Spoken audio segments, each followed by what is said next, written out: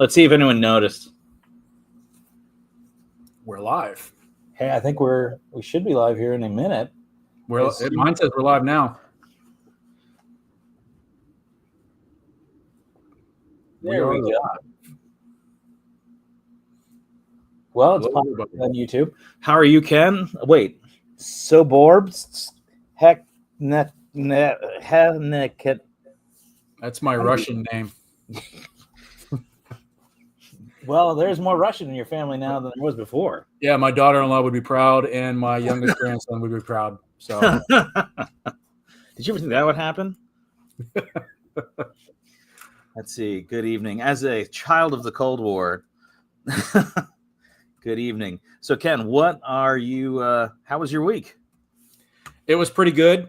Trying to think what happened this week. I went to Taco Bell on Wednesday. I haven't been there in a long time.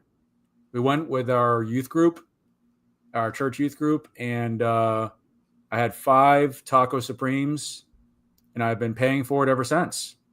That was my next question. That has never bothered me before, but for some reason it's bothered me now. But I think the reason why, and I'll tell you the reason why, is in the last several months I have been more conscious about what I eat. So I've been cleaning up my eating habits. And it seems to be when you do that, your body, and then you just jump into something that the Taco Bell beef, it's not real beef, right? It doesn't even look like beef.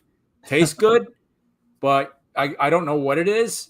But I don't know if it was that or whatever was there. My body did not react very well to it. And I think, when you start eating more clean and you just jump into something like that, your body reacts. So, it was not a fun experience, but it was funny though, because when we were in there, looking around at the decor, I have my Cracker Barrel shirt on, and we all know the saga about Cracker Barrel. But looking around at the decor in there, and the CEO of Cracker Barrel was in charge of rebranding Taco Bell. Oh, wow. We go in there and it looks like a cafeteria, but it was kind of funny when I was seeing that. Like, yeah, I remember as a kid, it looked like a Mexican restaurant. Now it just looks like a bland hospital cafeteria. Anywhere else. Yeah. Yeah. Well, have you heard of this about Taco Bell? It's called the Taco Bell 50K.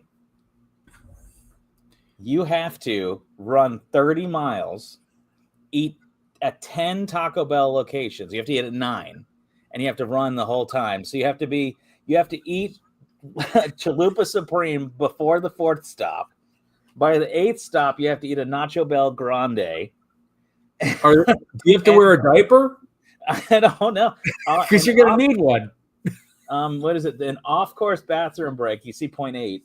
An off-course bathroom break will be loud at Wash Park. And so you have to eat at least 9 out of 10 Taco Bells while running 30 miles. You're going to need way more bathroom breaks than that. That's all I'm saying. And now you see what it says. No on-course Pepto, Alka-Seltzer, Pepsid AC, or Mylanta will be allowed. They're going to have a heavy-duty street sweeper then come in afterwards.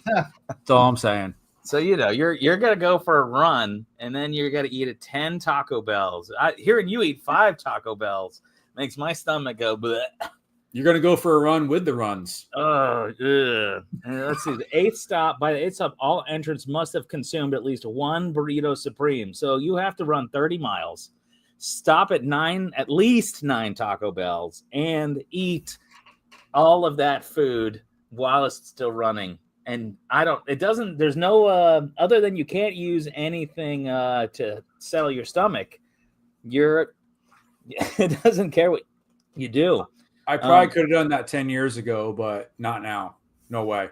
Where is this? Where was that? Denver.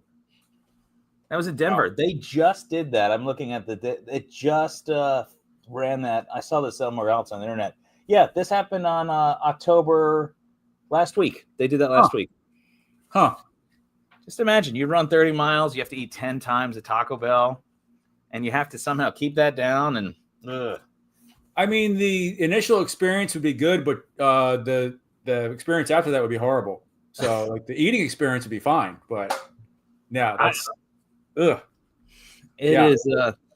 It is just disgusting to think about. Where Taco Bell.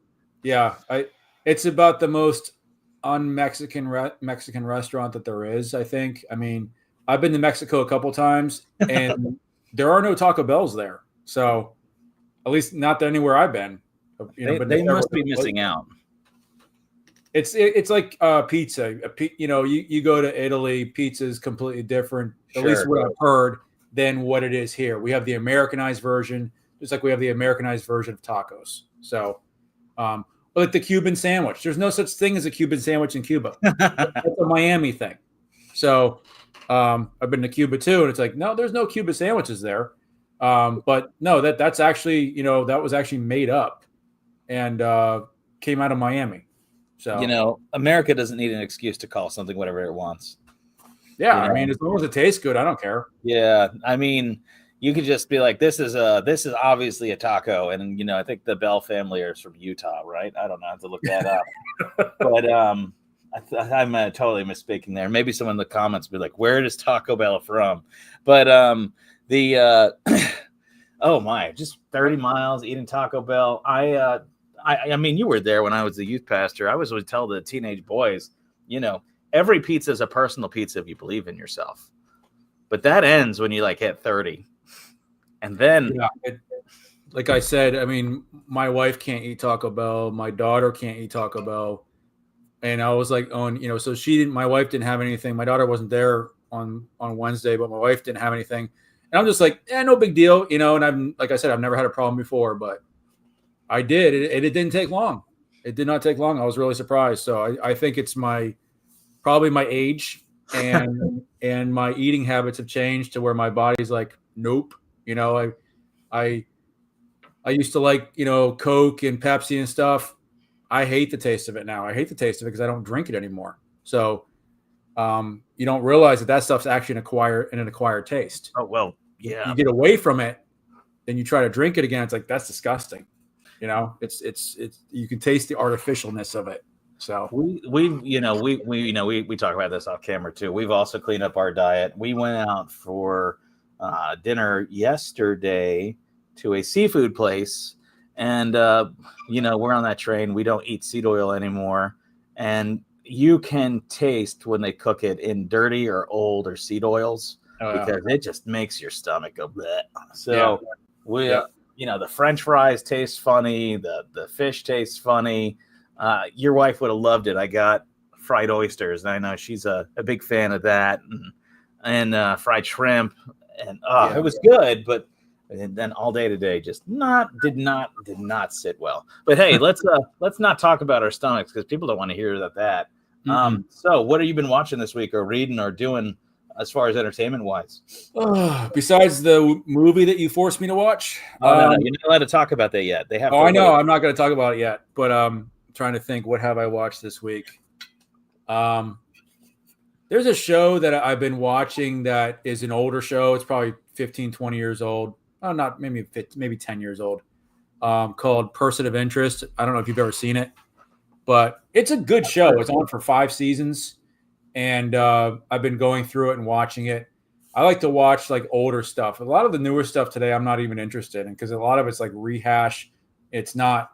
Doesn't seem like you don't have the what am I trying to say, originality, the freshness. A lot of shows on the big networks some of the shows are just the same people playing the same parts, and it's season 27, and they've been doing this for 40 years now. So I like watching some of the older shows, and that was one of them. Not really. I'm not reading anything right now. I've got a couple books that I haven't had time to jump into. I was studying this week because I'm teaching men's Bible study next Tuesday at our church. I'm filling in for our regular guy, so I was busy doing that. So I didn't have any time to do anything else as far as reading and stuff. But it's been a busy week though. and work's been crazy. So, which is a good thing. Getting contracts and stuff like that. It's been a busy week. I'm building a piece of furniture.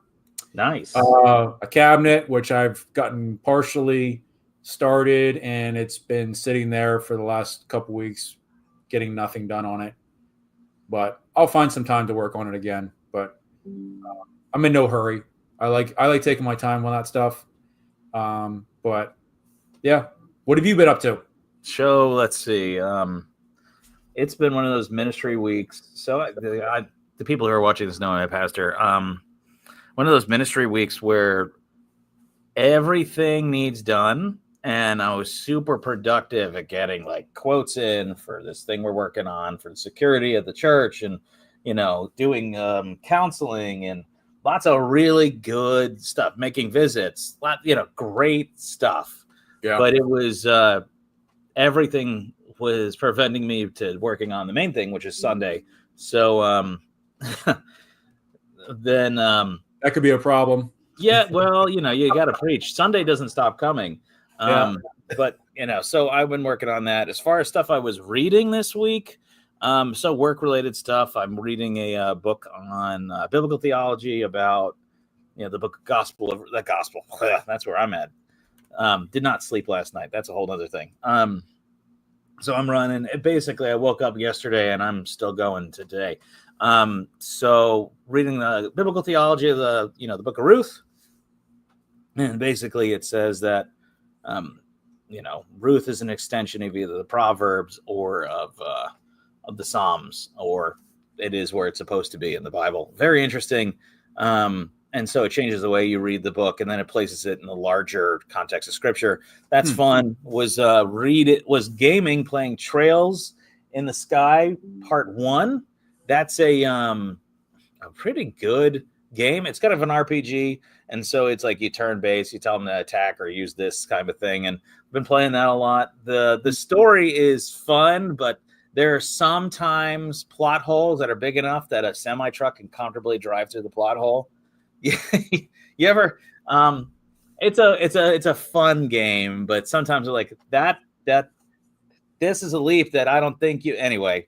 So I've been enjoying that a lot. It's a great little series on the Switch, the Trails. What is this saying? I had it up for the screen waiting for 8:40, says Kelly. Apparently Kelly was waiting for us to get on our act today. Sorry about that, Kelly. Well, not really. 8:40. You got an extra free 10 minutes, Kelly. We were supposed to start at 9 and we started at 8:50. So, but yeah, so was doing that, was reading, what am I reading right now? So here's the thing. In the ministry, I feel like I'm reading everything. Like you said, we're getting ready for a study. So we're going to talk about apologetics later, but I've been reading this book on chance by R.C. Sproul. And it's interesting, but you can only say the same. The first two chapters are literally saying the same thing and again. So not that interesting. And I'm reading a book called Tribal Leadership, which for Indians. No. Sorry, Native Americans. Oh yeah. Sorry, they got to be the PC police. Yes, it's actually pretty helpful. But that's pretty much what I've been doing as far as reading and gaming. We haven't really done much else other than that. It's just been a busy week. It's been a good week though. Did not watch anything like you did. We're not ready to have the anime conversation because I'm sure everyone will tune out if we talk about anime. So we did watch a couple of anime shows. But oh man, maybe that's what the next thing I'll make you watch is an anime series. see how that works. Watch Japanese cartoons. Fantastic. But yeah, that's kind of what we've been doing. It's been a like kind of like you, though. I think it sounds like you're making some money. For me, I was dealing with, just dealing with people stuff, which is good. That's what the heart of the ministry is, right? So yeah. But yeah, that was kind of the week. The little ones are doing fine. Elena, my wife, she's starting up her new book, and so she's writing on that right now. She should be writing right now, but we'll see. She's probably She is commenting, my wife right there. This bit is super funny. Excited to hear Kenneth's reaction. Oh no, you were not talking about that yet. We're not getting to the review yet. You're gonna have to wait. Yes. I have been. Drum roll. We've been. A lot of the people watching here are in the chat anyway. We've been messaging each other, and I've been just sending him things about what he to watch K-pop Demon Hunters. I've been sending him stuff about that all week, and it's gonna be. I think it'll be funny. So I guess that's all we got for that. So why don't we talk about our first thing, because we're gonna make them wait. Have you been to Home Depot recently or Lowe's? I have. Speaking of indigestion and stomach problems, I think it was October 3rd. I walked into Home Depot, and I was horrified to see next to the Halloween stuff, they have Christmas stuff, like full-blown Christmas stuff is up now. I'm like, it's at the time, October 3rd, I'm like, it's 3 months until Christmas. Christmas is 3 months away. Why are we putting Christmas stuff out now? This makes no sense. Are people really like, I've got to have Christmas stuff now so I can take it home, put it in my attic for 2.5 months? I don't understand that at all. But then also Walmart has done the same thing, and Hobby Lobby has done the same thing, at least. And in fact, I was talking to a friend of mine at church. He works at Walmart. He's like, people are like coming in and buying stuff and filling their shopping carts. I'm like, it doesn't make any sense to me. And then I saw Hobby Lobbies have been commercials where they're selling their Christmas stuff 50% off. So I'm thinking in my mind, you have X amount of people that buy Christmas stuff every year, right? Yeah.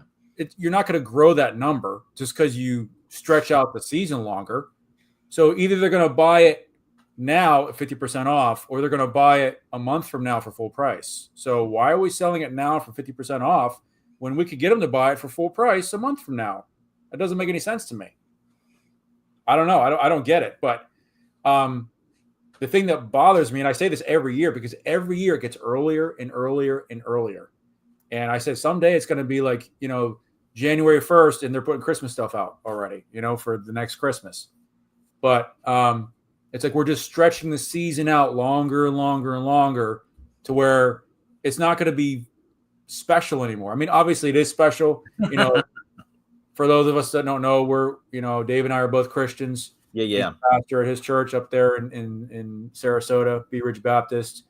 I'm not a pastor, but I go down, I'm down here in the, Northport, Port Charlotte area. And I go to Freedom Bible Church. And so obviously Jesus is the reason for the season. Love me some Christmas. Love me some Jesus. Yeah, that's right. So, but, it's a special time of year, that month, really my traditionally for me, I don't know about you, but Thanksgiving weekend, you put up all your decorations, right? And then you're there through December. And then January 1st at 8:00 in the morning, you're taking them down. Well, I'm not really, because I'm not allowed to. Maybe you do. If I was allowed to, I would be taking them down then.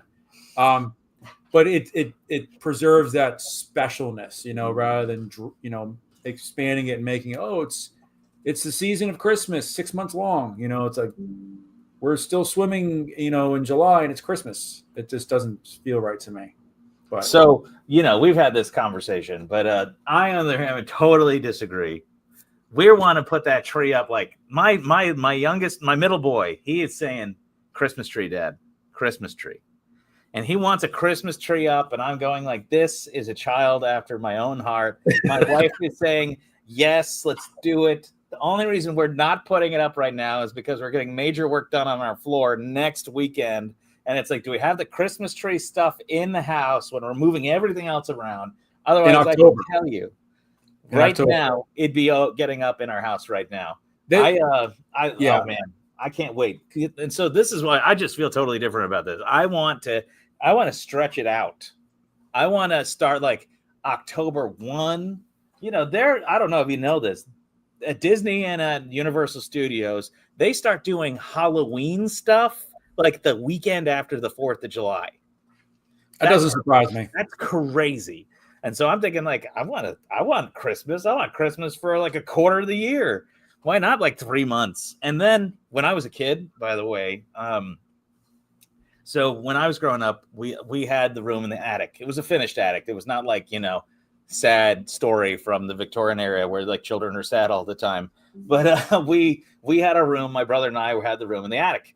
And one year my parents were going to throw out. They're fake tree enjoyers, and they were going to throw out their tree because my mom got a new one. And so I said, "Don't throw it out. I'll take it." I was like 12. And so I took it. My dad's like, "Yeah, sure, go ahead. You can put it up for Christmas." And so I brought it up to the attic, set it up, put the lights on it. It was not, 12-year-old great. And then Christmas came and went, and the tree stayed up. And then Valentine's Day came and went, and the tree stayed up. Wow. And then school a year ended, and the tree was still up. Are you serious? So we're talking like it's June. And at the same time, the Christmas tree, the lights are still going. I got it in my room, just in the corner. And I would just like at night, just have the Christmas tree on and read. It was excellent. My cat, we had a cat. Her name was Sydney. She was just a gray cat. She took to figuring out she can climb up the fake limbs. And she just started turning the tree into like a nest. And so she would like cut out little holes for herself on the fake limbs and just like nest in different parts around the tree. One day you realize you have like 10 cats now, and you're like, where'd they come from? And so we had this tree up until like, I think about the 4th of July. My parents never came up to the attic for our room. They just never did. They're like, that's a boys' room. We don't want to go there. And probably a good idea. And so one day my dad's like, he came up to check on us, see how we're doing. And he goes like, "You still have the tree up? Take that down." And we had made it like 7 months with the tree up. Then it becomes a contest. It becomes how long can we keep this tree up before someone says something? Now you couldn't obviously do that with a fake tree, with a real tree. No, it'd be dead. But so yeah, when it comes to the fake, so we still do fake trees, but we'll probably keep it up into January and just enjoy it. I like to have it past New Year's, and then we'll take it down in sadness sometime around March. But the only reason why I could see keeping it up year round is that means I don't have to lug everything out of the attic back and forth. I'd almost be okay with that if we kept it up year round, but we'd have to keep the lights off the rest of the year and not have them on. Well, we have, so we live in Florida. People go ham when they decorate their house down here. But so not as much, maybe a little bit to where you guys are, but near me, because we have the snowbirds, some people leave their lights on their house all year round and just don't turn them on. My parents do that, but they live in New Hampshire. So it's like, who's going to go out there in January, take the lights down when it's 400 below zero? So they don't do that. But we actually have our street. A lot of people in our street light their houses up. Even now, there's a bunch of them that have Halloween stuff up. So, the guy across the street does a pretty good job about that. But there'll be people that just drive around through here and drive down the streets looking for houses with lights, and ours is one of them. Our road is one of them. We usually put some stuff up out there, but yeah, I mean, you can do that in this weather down here because you can do it, and it doesn't matter. But like with my parents, they keep those icicle lights up. Oh, wow. We go, we were up there when, I don't know, about a month ago. And I'm like, yeah, those icicle lights are still there, and every time I go up, they're still there. But hey, you just turn them on at Christmas time and then shut them back off the rest of the year, So let me see. I'm looking at the comments here. Kelly said she puts ours up after my birthday on November 2nd. We're probably going to do the same thing in my house this year, Kelly. Let's see. Someone's telling on you. Kelly's like her mother, though. If her mother had her way, our tree would already be up. So it's, the Bible says about that. It says, may their tribe increase. My oldest son has the same battle with his wife. Is his wife wants, she'd have it up year round if she was, if he was agreeable to that. But it's hard to stand up to women because they're pretty. So you'll go to their house and it'll be up in a week. You watch. Let's see. Something moved behind Kenneth. So apparently you have a company in there. Oh. Just my chair. There's no animals in here, at least not that I'm aware of. So there's a conspiracy, by the way, as well. I'm coming over and we'll put it up in secret. Yeah. I wouldn't be surprised. I would not be surprised. And there's some war elsewhere, not in my house. Yeah, it's all over the place. They're that's funny. Now when I worked in a Walmart, I worked in the subway in a Walmart. Do not recommend. And they were getting in Christmas stuff around the 4th because they were just getting it in because they were going to set it up. And then they bring it in early. They bring it in early. I said I have a friend that works there, and he tells us like when it's all like in the back part with the big warehouse stuff, and they'll have stuff in there months before you actually see it out in the open. Well, here you go. There's someone on your side today. 23rd, the tree goes up. The 26th, the tree comes down. You're going to be real peaceful at your house. Let me tell you. See, yeah, tree should be tabletop sized. I agree with that. Because then it would all the light. You just take it, lift it up, put it in a closet, and then bring it back out the next season. Done. You just get So I think a tree. I like a fat tree. I like a 7-foot plus tree. I want something where I need a ladder to decorate the thing. Yeah. I want something so big that people it's a struggle to deal with it. And so my grandparents, when I hear tabletop tree, I think of my grandmother. She's like, it's just too much to decorate. And so she had like the teeny one, and then they do this, and they have like the manger scene, and because my grandfather was a Buddhist, he'd also make sure the Buddha was on the other side of the tree. It's like, well, but yeah, she would always put up the teeniest tree. She's like, she'd tell me, when you were a kid, we would decorate the tree together, but it's not the same anymore without children. You ever see the ceramic trees? Oh, they have the lights in. There's one big light inside, and they have like the color lights around them. My parents had one of those. I have mixed feelings on pre-lit trees, because they're got to work for 2 years, and then they're going to break, and then you pay how much? Oh yeah, we paid when we first moved to Florida. We got a pre-lit tree. We paid a fortune for it. Stupid. The problem with it is you don't break the tree down. You take it comes down in like 3 sections, and each section weighs like 900 pounds. So it's like, initially I thought, hey, this is a good idea, but once I had to move it a few times, like this is horrible. This is horrible. So that lasted a few years, and then we started having issues with the cord. You'd plug it in and get really hot. I'm like, all right, it's time to go. It's time to get rid of this thing, because the last thing I want is even a fake tree fire. I don't want a fake tree fire. So, let alone a real tree fire. And we did real trees for a few years until I saw a video on what happens. Of course, you and I, we've done the whole tree burning thing. Oh yeah. And if anyone's never seen this, a real Christmas tree, when you light it on fire after season, it's like you would think someone doused it in gasoline. It just torches up so fast. It's scary. But I saw a video where they did this in a lab, and they built a room and everything, put it in like it was in your living room. And they're like, you've got like maybe 10 seconds to put that thing out before it's out of control. And then after that, get out of the house as fast as you can. It's like, wow, you're going to lose the house. So, and watching the video, you could see that. So I was like, all right, no more real trees in our house. I'm not doing that anymore. So we went and bought another fake tree, and that's what we've had ever since. Yeah, we do fake trees because then you have to spend the money every year. I don't like a pre-lit tree because they die. And like how it works is the middle section dies. Yeah. You have top, dead, bottom. And then you have to put more lights on. Get real lights anyway. Mm-hmm. And real lights are fun, though. You can't take video of them anymore because LED does this. Did you know your closet just closed? I just saw your closet close. I have a ghost that lives in here. Oh, so that would be why. Sometimes the ghost eats the dog food, but usually they open and close doors like it's happening right now.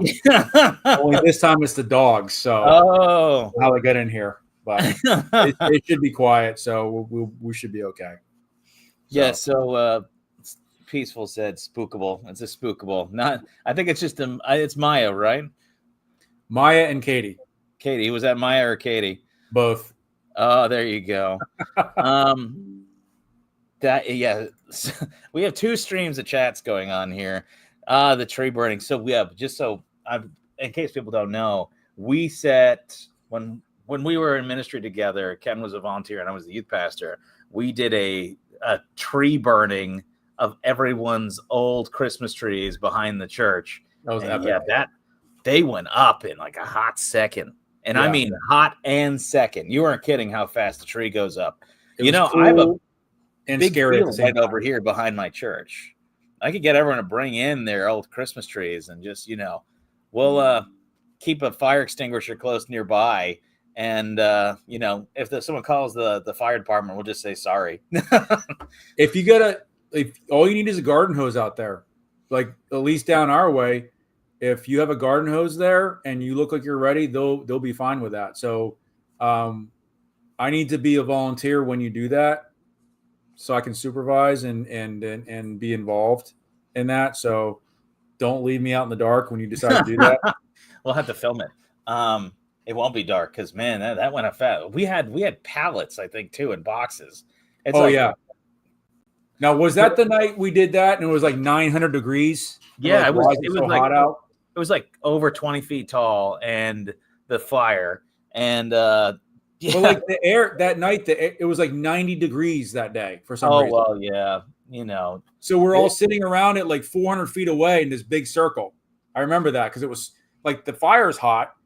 And normally that'd be cool if it was a chilly day, but it wasn't a chilly night at all. It was like warm out for some reason. And that's, that was January. I'm not upset that we live in Florida. I was talking to somebody this week thinking about Christmas. I love snow between December 20th and about January 2nd. Great for Christmas. Well, I get that. But after January 2nd, I want it to be just like it is right now. You know what? I will put up with a 99 a night, 99 a day during the summer just because we don't have to deal with snow. I mean, I know you probably have a different feeling because you're out working in it, but I don't mind it. But yeah, I'm excited for Christmas. I can't wait. Like I said, we'd be decorating it here. Somebody said, "Oh, we are being told I expect full-size Christmas trees behind the both of you." I mean, I know somebody who can help me decorate here for when we get a little closer. I'm not opposed to that. I mean, How about a digital Christmas tree. Digital Christmas tree? I'd be up for that. Fake trees for us because they are super cheap and we had no money when we got it. Nice.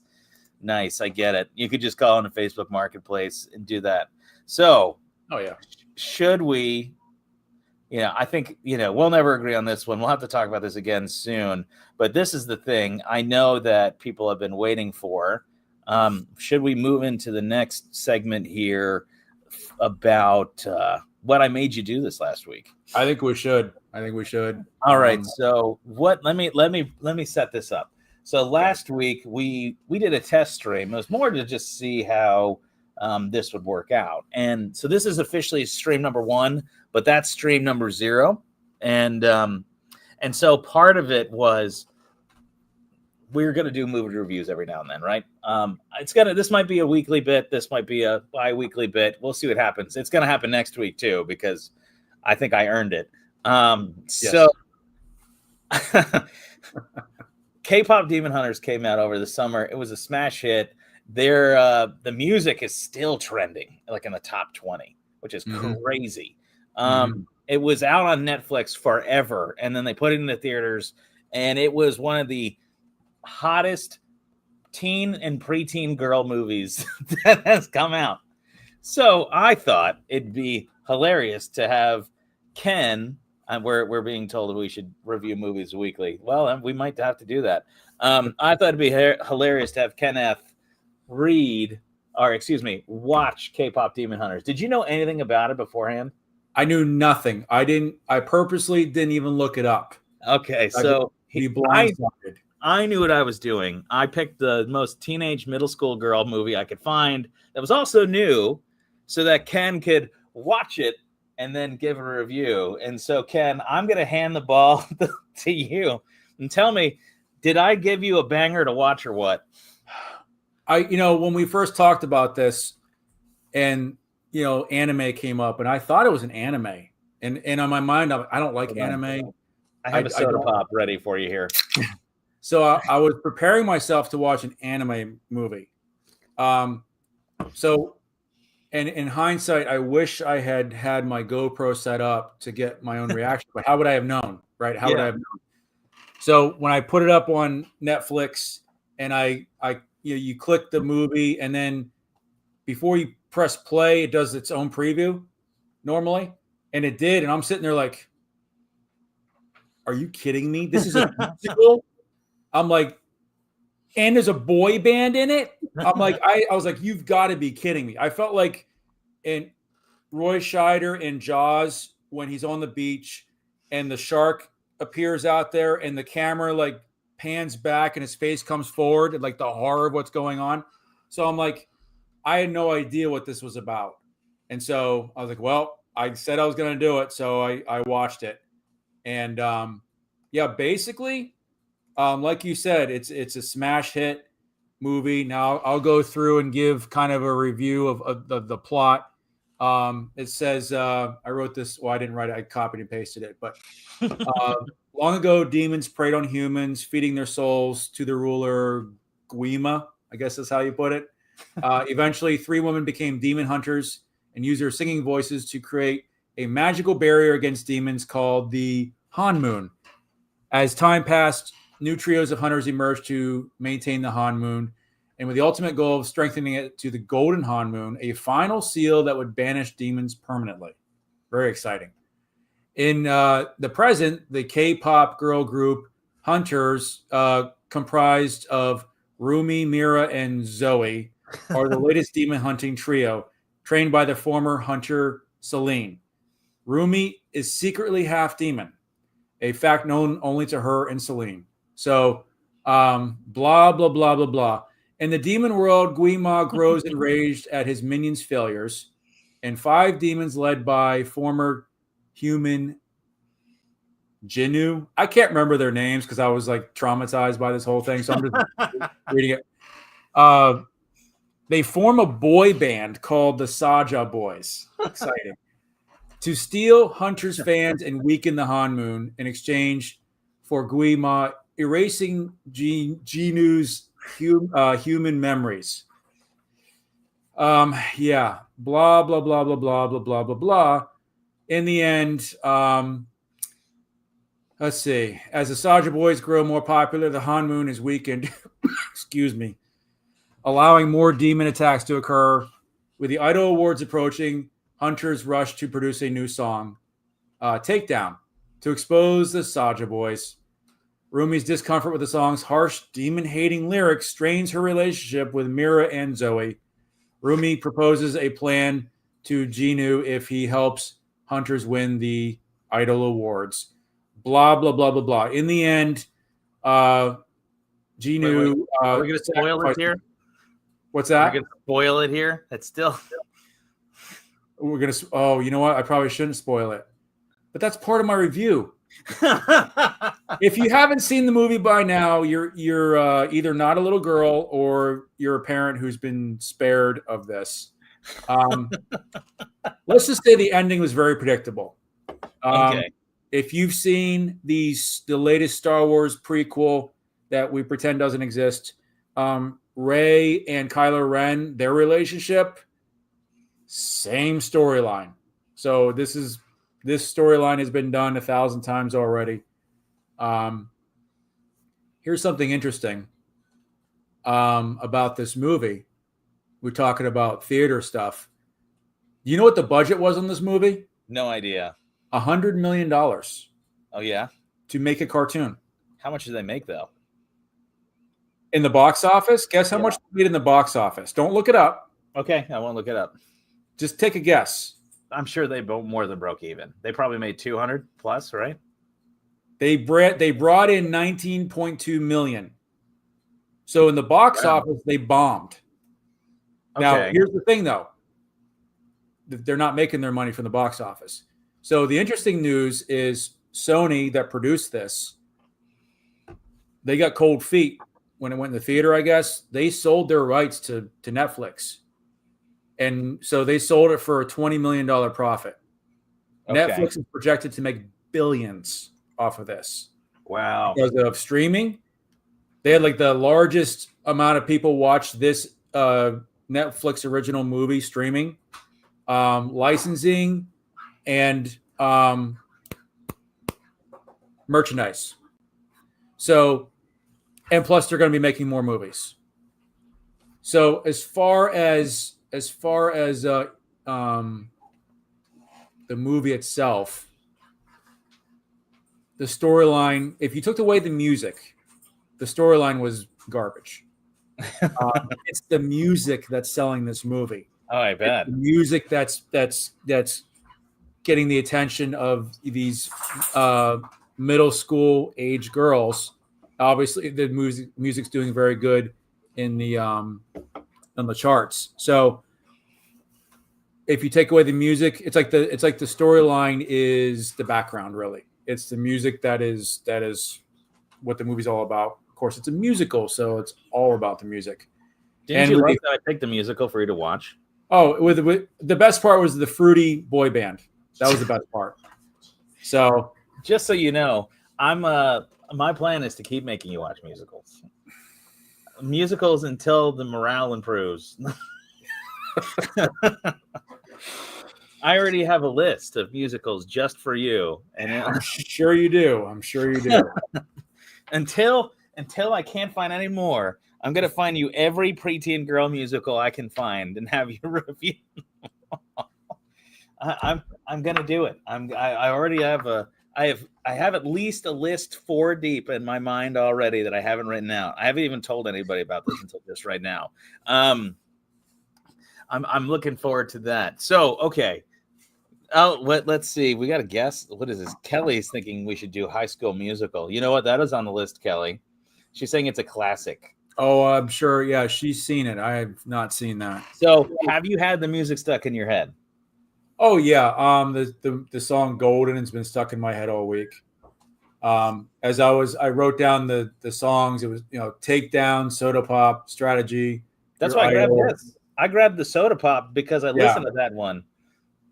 There's a whole array of wonderful songs.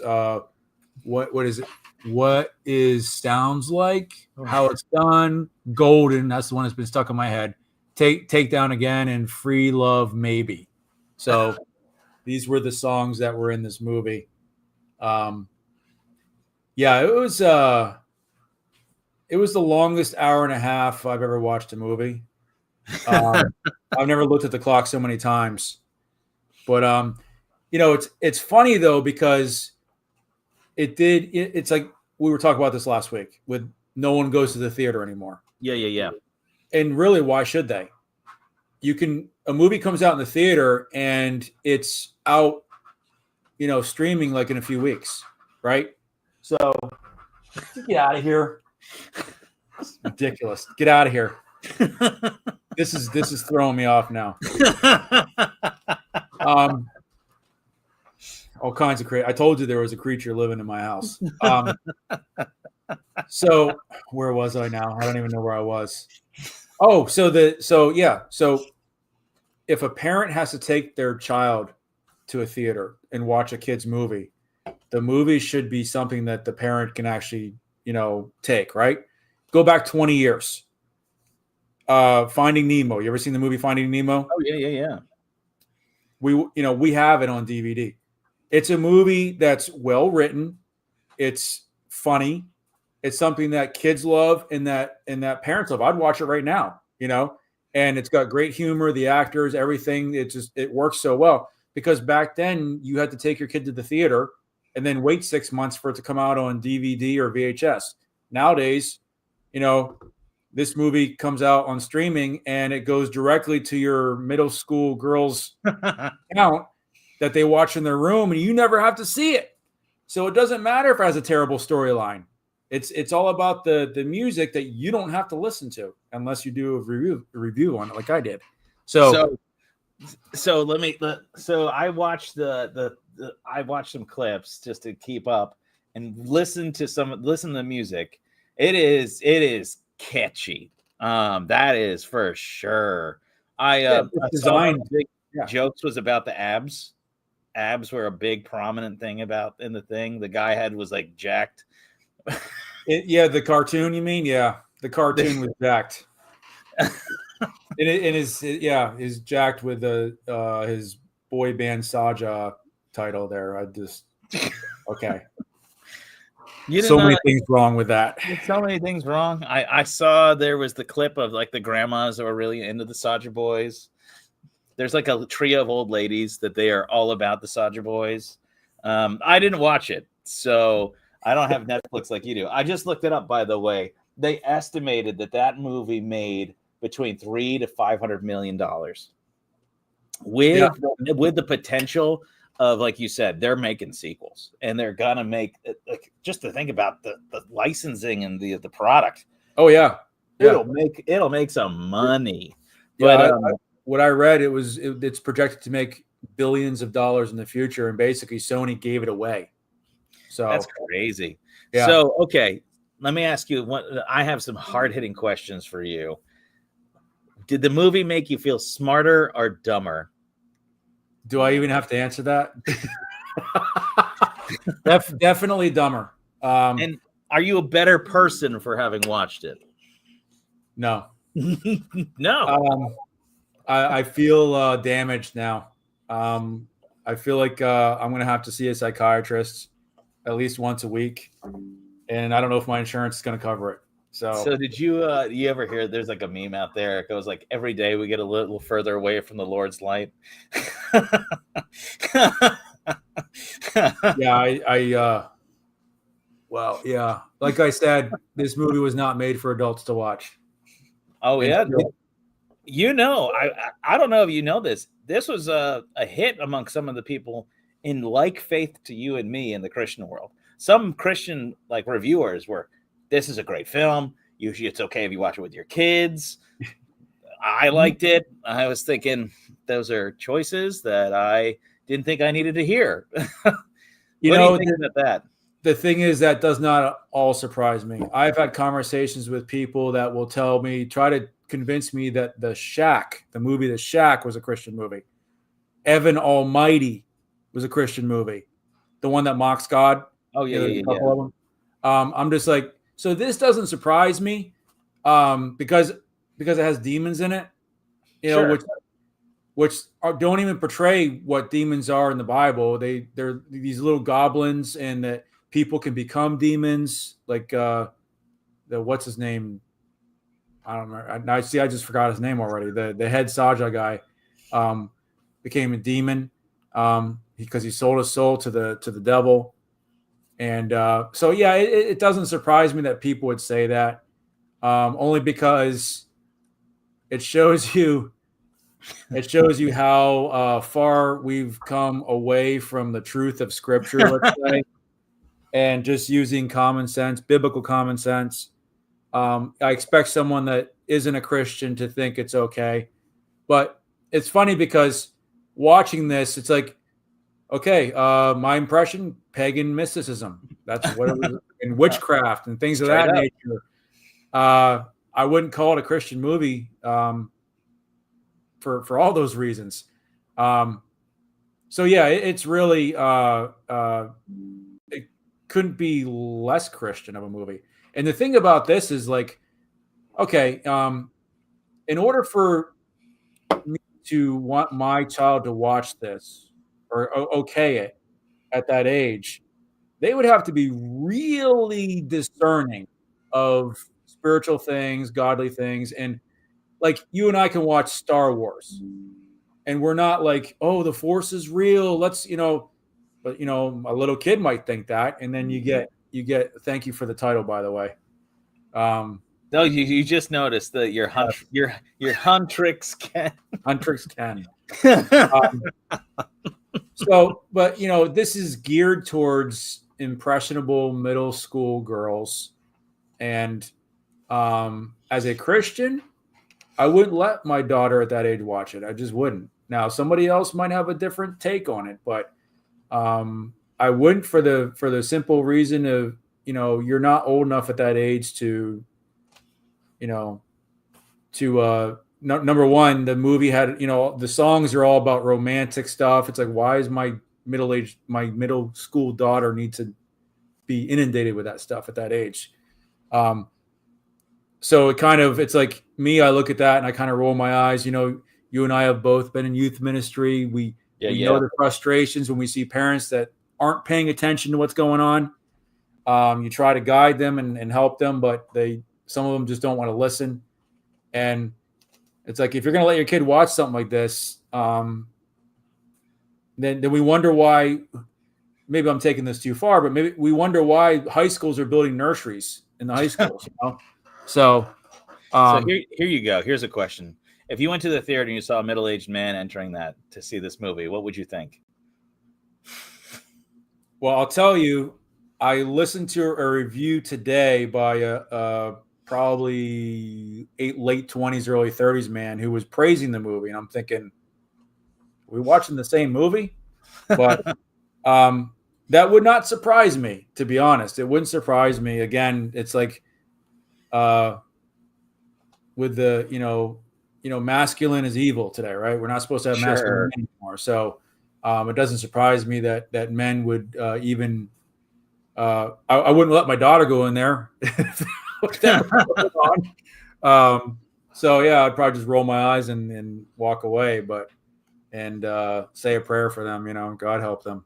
But yeah, it's like everything, you have to, it's entertainment and stuff, but you have to kind of look at it like, well, how's this going to affect my kids, at that age? As an adult, it's different, right? So aside from the fact that you're telling everybody on the internet you watched it, would you tell anyone else that you watched it?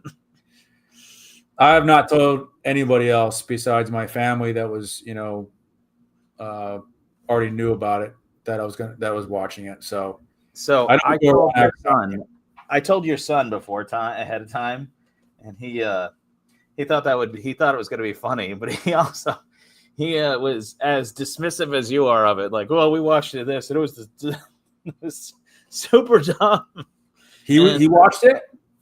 He watched it on some sort of trip. I'm totally like doxing him on what he's been. I think he had to watch it when he was on a youth trip.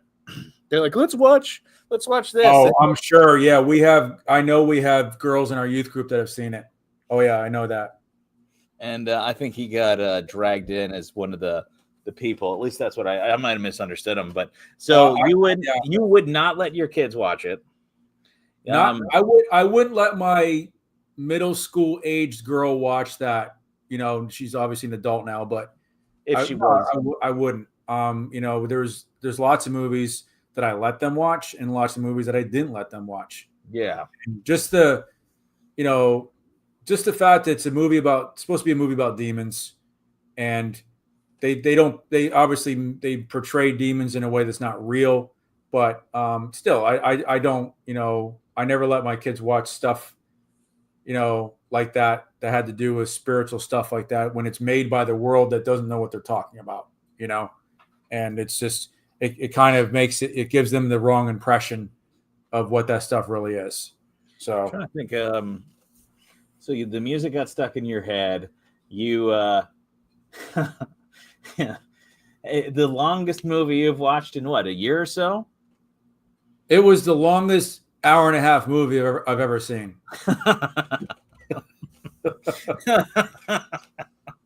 So yeah, and I purposely told you as little as I could. Now, what people don't understand was like, hey, Ken, I need to watch this to review it. You're like, yeah, let's do it. And then, didn't know what I was getting myself into. Like I said. So if you're looking at it, we did upload onto this channel a video of the clips that Ken was sending me as he was watching it. It should be live now. And one of the clips actually is his wife sneaking into the room to film him watching it, and just as he's slowly being tortured. The video was immediately demonetized because like 2 seconds of the songs come through. So I was like, I don't care. That one doesn't need to be we don't need to monetize that thing anyway. And you just see the slow disappointment hits right hard and fast in Ken's face, where he's like, "Oh no," and he just continues to be more and more disappointed. Now, this is the funniest part. He only messaged me when it was a song. You didn't message me. Oh yeah. At any other point. You're like, every song, which was a lot because there was a lot of songs. So yeah, yeah. All these songs that kept coming up, and you're just your grasp on the world seemed to be slipping as you're watching the film. I was reevaluating my life choices. Like, how did I get to this point where I'm watching this little girl's movie?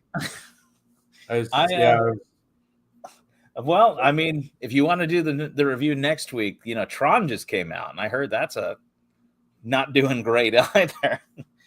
Now that I might be willing to see. All right, so I'm willing to suffer. I made you suffer. You didn't even know I was going to make you. Oh, you're being sold out. It says he hates musicals. Oh, I love them. I love musicals. What are you talking about? Maybe I should have you watch The Producers, the movie The Producers. You ever watched that one? No, I've heard of it, but I haven't seen it. Oh man. I showed your son 2 of the songs, and he just couldn't believe it. I have a classic one for you. Okay, all right. So this is for me. What is what's my the joy that I get to review? I'm gonna make sure I write this down. And there's video evidence, so people will know what I have to watch. Yeah, let me pull up the picture. So this movie's from 1986, so it's a classic, and it is. Here we go. I actually had 2 different ones in mind, and I was actually going to give you a choice, and I thought, why give you a choice? Because you're going to end up watching both of them anyway when I tell you. So, I actually had never seen this one. I'd seen parts of it. So I actually watched it this week with my wife, who's seen it several times. And at one point I looked at her, I'm like, you watched this on purpose? Like, this is like her 3rd time of seeing it. Like, she voluntarily watched it. So I was like, okay, whatever. The movie, it bombed in the box office. It stars David Bowie and Jennifer Connelly. And the movie's called Labyrinth. David Bowie. Yes. There's a picture of the you're getting a text. Hold on. There's a picture of like the I guess that would be like the poster that they used. And yeah, it's very, very very classic movie. David Bowie portrays a very accurate representation of a cross between a woman of the 80s and an out-of-work cast member of the play Cats, in my opinion. So, but yeah, enjoy it. Enjoy it. You can get it on, you can see it on YouTube. So we're looking at, I'm trying to pull it up here. There it is. There it is. Oh, it's showing the wrong screen there. There you go. Anyway, there's a couple of things for the Labyrinth right there. Great. So it has some wonderful music in it. So. I will be honest, I have seen this, but I don't remember when. Well, you need to see it again. So okay, well, this is excellent. And then there's more where that came from. The Labyrinth. I guess I'm gonna be watching this. David Bowie is I'm gonna use the word looks pretty effeminate. I'm gonna be polite and say looks effeminate. Oh man, there's some like what that is that a women's top? I'm pretty sure most of his outfits are women's outfits in that movie. Okay, great. This is I literally don't remember anything, and there are puppets. So I won't say much else other than this was done by George Lucas. Okay. And great. Jim Henson was part of this too. So okay, great. But there's no Star Wars stuff in there. It's gonna be like I can't watch this with my kids because they're gonna have like a nightmare of these puppets. I'm having nightmares still from that too. And how long is this film? About 6 hours. I bet. About an hour and a half. I bet. Oh, it's an hour and 46 minutes. Great. Where can I don't watch? think it was that long though. You know, the funny thing is, K-pop said it was like an hour and 40 something minutes, but it wasn't. It was like there was like 15 minutes at the end that was beyond the credits that I didn't watch because I'm like, the movie's over. I'm not going to take any chances that there's more movie. So the credits were running and I shut it off. But on the thing it showed there was like still 15 minutes of something. Like, I don't know, credits or whatever. And the same thing was with this. It wasn't an hour and 40 whatever minutes long. It was like an hour and a half of actual movie. Oh, it's on it's everywhere you could stream.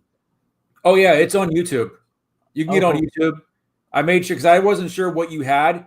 So I'm like, I want to see if this is on YouTube so everybody can get YouTube. But yeah, they got sections of it on there, then they have the full movie on there. Oh, there it is. There it is. Okay, great. So I'll enjoy the Labyrinth this week with my dear wife. I'm sure she'll love that. Puppets. I'm seeing words like puppets. I told you he would like it. I don't know what shirt is. Do you like Fraggle Rock? Kelly's just laughing. Oh, great. So well, we'll see how it goes. Okay, is this how we're gonna do? Are we just gonna keep escalating movies at each other? Because I'm willing to play that game, just so you know. We can do however we can mix this up. We can mix in some serious ones and throw these out there. Because we probably should do it that way because otherwise we're gonna run out of bad movies to review. Is there really can you actually run out of bad movies? Yeah, now that I've said that, I don't think you actually could. If we dug hard enough, we could probably keep finding them over and over again. Because I could think of, I'll make you watch The Sound of Music. I'll make you do it. I saw that when I was a kid. But actually, I would prefer that movie to what I just watched this week. So that one's not that bad for me to watch. So apparently, I'm not saying that. Apparently, we need to do a theme week where we just. I'm afraid of what a theme week means. See, I'm a little in on that.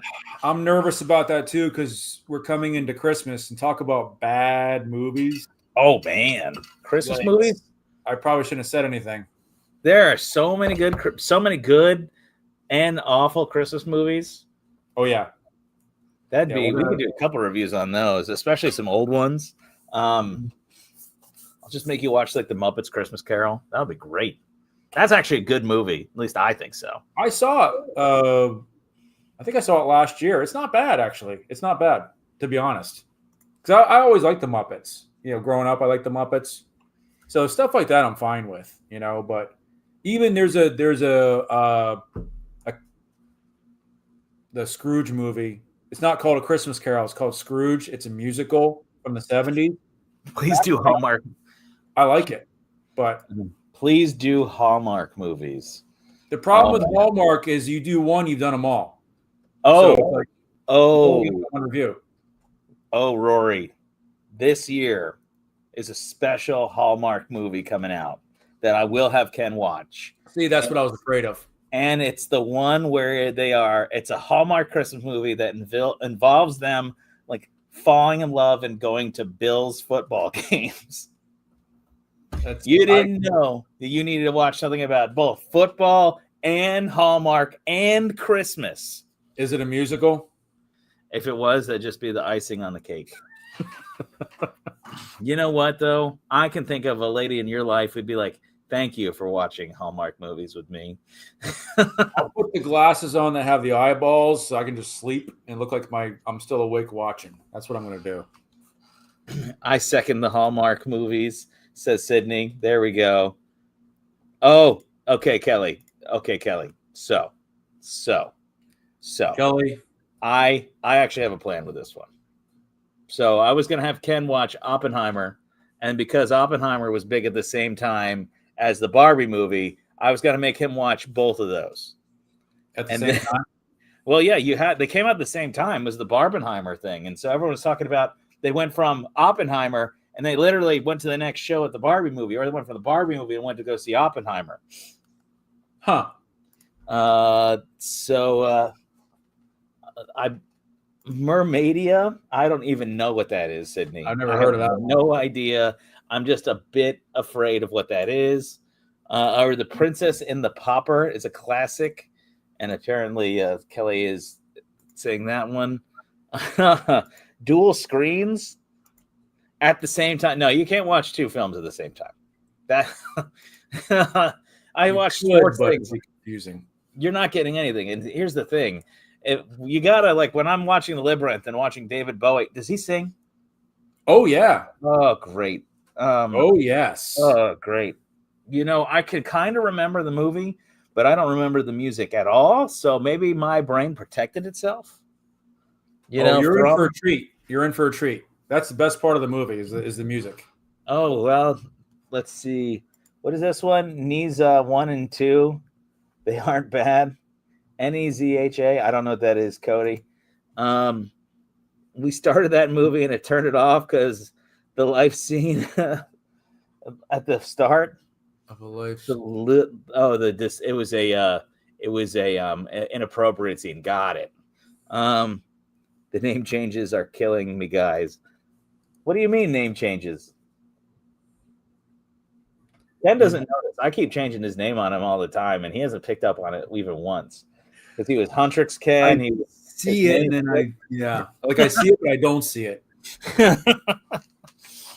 I'm just having fun over here. He's just explaining stuff, and I'm just switching it to,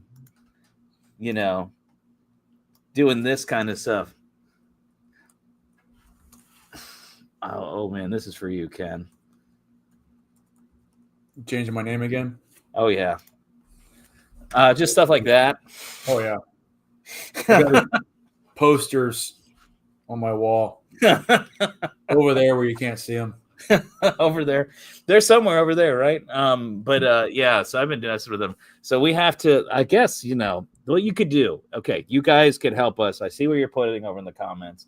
You should below and make sure if you haven't liked the stream, like the stream. That always helps. Yes, we got one like. Go ahead and go hit that like button, of course, and then just put in the comments underneath the movies you want us to watch. That way, I can come back and we can slowly torture each other as we watch through it and see what's happening. Hey, I see you guys hearting things. Thank you. But yeah, the likes really help, and then so on. We got I know our families love us, but there isn't enough people for 10 people. Thank you. Thanks for that. Oh man, I'm super excited. Yes, I'm thinking so people can understand. I'll watch The Labyrinth. I'm thinking about making him watch the High School Musical series. The series? Yeah, you got I don't know how many films is that. We have a whole bunch of Christmas movies we're being told we have to watch by Rory. Guys, it's once a week. Come on. You gotta pace yourself. Kelly is saying about the High School movies. Yes. It's 4 films. It's 4 films. Okay. Apparently, I'm gonna think hard on this week. You know what's really funny is if I make you watch the High School Musical movies, I'm actually making 2 other people watch it. Or they'll just hide in the house. Yeah, they'll just go hide. They'll just go to the other rooms. That's what happened with K-pop. So the K-pop. I was the only one in there watching that. So my wife came out with, she was recording me. What are you doing? What are you watching? So, but everybody else was out. So Crystal should have came out and said, "What is this that you're bringing into my house?" Suffering alone. I hid for the loop. Suffering alone. Have you all seen the new Fantastic Four? You know what? I heard it was terrible. If this continues to expand, just so you know, Ken and I will probably meet in a movie theater somewhere in the middle of the two of us, and we'll start seeing some current films here and there. I heard that the current Tron I heard was terrible. Yeah, I heard that too. They made it for 120 million plus, and it made like nothing. Oh, you know what? Look at this. Is that not love right there? Oh, Let me see. I volunteered. That's love right there. Does she offer Cliff Notes so I don't have to watch it at all? No. There's no. See, yeah, honorable sacrifice. There's no. There's you can't like knock out of it yet. You know, this life suffering is momentary. She won't be suffering. Yeah, she probably won't. She probably likes those movies. Well, there was 4 of them, so she's really excited. And then you could tell me how it goes. You know, it'd be a nice father-daughter and probably your grandchild bonding week where she comes over and you watch them all. Or maybe you could do a thing where you watch one a week and then you let us know every week and you have like this precious moment with your daughter that you didn't know you needed to have. I'd have to probably do one a week so I could recover for the next time. Somebody. So she's really got it out for us. Cats? Is that the Taylor Swift Cats? Cats. Oh man, I've never. I shouldn't say that. I've never seen Cats though. Oh, the Taylor Swift Cats. Elena and I could take that one for the team. Ooh, that sounds like a good idea. Yeah, that's it's. What did Sydney say? You at least have to try or cheat and watch watch the bad lip reading edition. That's funny. That sounds better, actually. I forgot Taylor Swift. What is it? Carter will watch them with you, Grandpa. So Kelly says 3, not 4. Taylor Swift, that one getting better and better. The Broadway one. I don't know what happened with Excuse You there. Oh, that's right, because you're being volunteered to watch with me. I think the stream's a little bit behind, guys. So if I don't know what's happening, that's why. You and I, Elena, we can watch Cats together after the kids go to bed because I won't dare expose the children to that.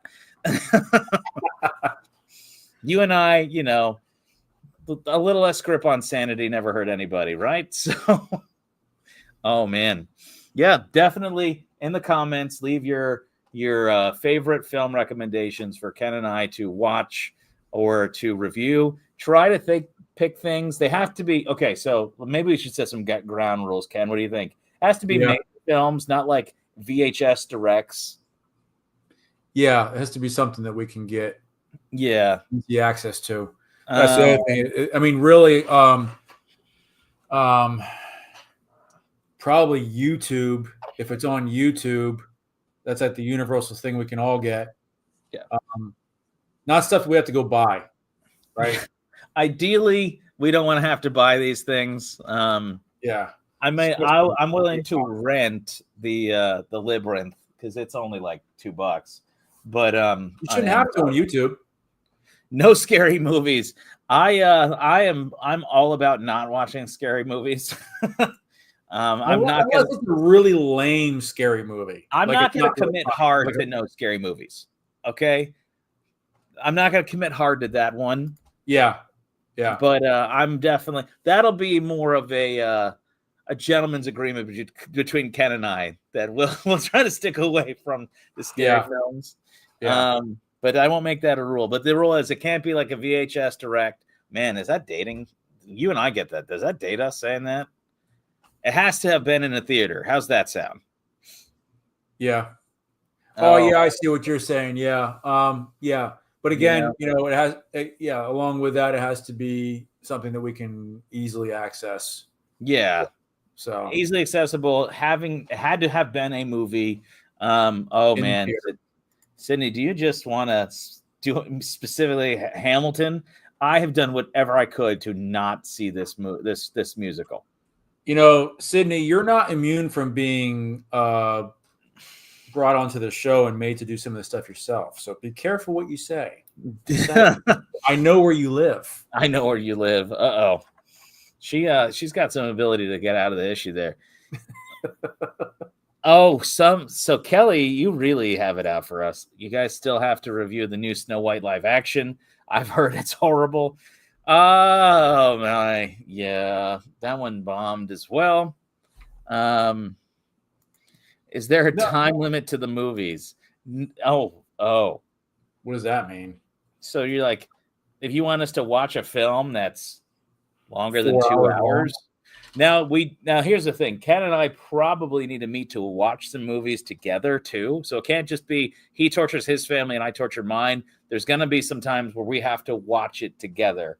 But you're gonna have to really give us a good one, and then he and I will crank out a time to watch a movie, and then we'll just report. Yeah. What I said, what we're planning on doing is we'll probably go. We'll have a business meeting, Ken, because two guys going to the movies. It's a business meeting. This is for work, and we'll tell people it's a work thing. Tax deductible. Tax deductible. Yeah, there you go. Yeah. You know more about that than I do. And then we'll go see a film if it's out that's really big. So the next super movie, I think we're gonna go see, but it's got to be one that everyone's talking about. And I think we're safe right now that there's no movie like that on the horizon. Yeah, I don't think there is. So okay, so I have to watch The Labyrinth with Elena, and if you want to get on watching the High School Musicals with Kelly and your grandson, more power to you. I can't wait. You guys set up a day to do that. Well, I think oh man, apparently I don't know what it is that you guys think. Oh, see, look, you even have a plan. You could watch the High School movies from your pool. This is good. Isn't that what you put it in for? You could watch musicals from your pool. Watch High School Musicals, yeah. That's exactly why. You sit out there watching the movie. Your neighbors are, who knows what they're thinking as they hear High School Musical. Yeah, we got to be careful of that. So they probably already think we're weird, so this will just make it worse. You know what? It's all good. They can embrace the weird. Maybe they'll like it. Maybe they'll be like inviting themselves over to join us or something. Who knows? Peaceful says you will have half the neighborhood singing when they hear it. And then so we'll see. But yeah, leave comments as to what movies you want to see. Leave it below. I'll be able to read it very easily. And Ken and I will do it. I will watch The Labyrinth this week. And Ken, if you want, you could watch High School Musical 1. And then this coming a week hence, I think next week we're going to try to do this on a Thursday, though. Just so everyone knows, our schedule should normally be Thursdays. That's because it lines up. Today was different because of my schedule was a little off. We're going to try to do this on Thursday nights. That way people have their Fridays. It is always going to be late. We don't plan on talking about adult topics, but we're adults talking about topics. Is that a good way to say that? Sounds good to me. And so a little bit later in the day. Okay, I think we could put a pin on this.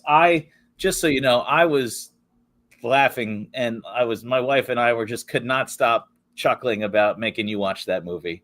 It was. You got me good. I'll say that. You got me good. When you're gonna throw it, you're gonna blindside somebody. You got to go hard. You got me. Okay. Like I said, I was all mentally prepared to watch an anime, and then this came on. I'm like, wait, this is a musical, and it's boy band. I was like, oh my word. So yeah, I was not prepared for that. Oh man. All right, so why don't we move into our next section here? Well, just so y'all know, I'm looking at the clock. We've been going for an hour and 18. Those 18 minutes were free just because Ken and I like you guys. We just decided to start 10 minutes early. We were chatting ahead of time. Apparently, everyone is excited that we're doing this. What is it? They're telling me that who else could be watching? I don't know that many people. This channel is so new that there's 11 people. Wow. And we picked up some subscribers while we're here too. Cool. Yeah. Twilight. Who said Twilight? Twilight. Please don't make me watch that, Rory. Please. Twilight. What's wrong with you? I know where you live. I know where you live too. Oh my goodness. Wait, Twilight would be so funny. Yes. Is this what love looks like? Just so you know, this is not my family doing this to me. Yeah, what do I do to deserve this anyway? That's what I want to know. I would pay money to see that. Wow. That's love right there. It's terrible. Oh, so here's the worst thing about Twilight, though. This is my wife. That will be my volunteer's tribute time to watch Twilight. Hey, I agree with that. That sounds good. What the great. I forced Dustin to watch them too. He actually didn't hate it. Didn't hate it is one of the best compliments that they say that I have. We so we had a cat who we'd put food in front of him and he'd smell it and he'd walk away. I'd say, well, he didn't hate it. Didn't hate it is the lowest of mid. It's mid. Do you know what mid is? Mid means, by the way, are my mid. So like how there's overwhelming, underwhelming, but there's no whelming. So this is mid. Yeah. So mid is like, it wasn't bad. It wasn't good. It was just like mid. I'm going to hide. So when I see some of this, like, he didn't hate it that's like mid tier. Like, oh, great. Well, that's, I guess you'll find out if you didn't hate it or not. Stacy wants to know if we've seen the Neutron movie. Stacy, we are talking about it. I heard it was terrible. I heard it did terrible. I heard the music was great, but I have not seen it. Ken and I are talking about starting to see some movies coming up soon. Learning new slang, I see. Gen Z slang with Dave, yes. We need a ranking of certain kinds of movies, S tier to F tier. There's going to be a whole section of F tier, and there's going to be within F tier all the best of the worst, and then the worst of the worst. Yeah, I already have mine. Worst of the worst. We'll see how I think so Labyrinth. Is it Labyrinth or Labyrinth? I've always heard it as Labyrinth. I don't know. I mean, it could be whatever you want, really, because nobody really cares about that movie. So nobody cares about that movie. It does have a cult following though now, but initially it bombed in the box office. So, but I think the cult following is because it's so much 80s nostalgia in it. I think that's probably why. But nothing else, not much else in there. Well, all right. Well, why don't we move on to? Well, there are people watching a few things. You guys should go to restaurants in the area that got worst ratings and whatever was what. What is this? You guys should go to restaurants in the area that got the worst ratings and whatever the rating was like. Say it was a hamburger that was disgusting. You have to eat that particular hamburger. So my mental health is one thing. My physical health is another thing. Yeah. Been talking about eating cleaner, and now this comes up. We'll table that one for now. How's that? Food review is a whole thing, which I would love to do, but I don't know that I should do that. Yeah. We live in a really great area for restaurants, that's for sure. But all right, well, why don't we put a pin in this one? Like I said, leave in the comments if you want us to see a film. I didn't realize how much you guys thought that would be funny. I'll sacrifice to review foods. Hey, there we go. You could be our reporter on things. You know what, Cody? The Little Debbie's Christmas line is coming out. Ooh. And if you want to try all their Christmas snacks and then let us know your thoughts, we'll have to bring you in to say how you handled all Little Debbie's Christmas snacks coming out. I'm going to have to avoid that for the grocery store during that time because I love those things. Love them. They are. Yeah. Oh, yeah. Some people are saying other people do that. Rory and Cody can do that together. Gorilla or human form. Got it. All right. So we're going to, like I said, we should probably, oh man, now they want to they're talking about snacks. All right, Ken. Yeah, we got to move on here. We should, but let's have a sub segment real quick. Best snack and drink while watching a movie. Now let's do two sections. In the theater or like you're watching at your house. Oh boy. I mean, honestly, at the theater, I love eating the popcorn. Yeah, Um, it's it classic. sounds, generic, but it's actually true. I've always, from a little kid, I remember popcorn as a little kid, and they would butter that popcorn up like crazy, like they don't do now.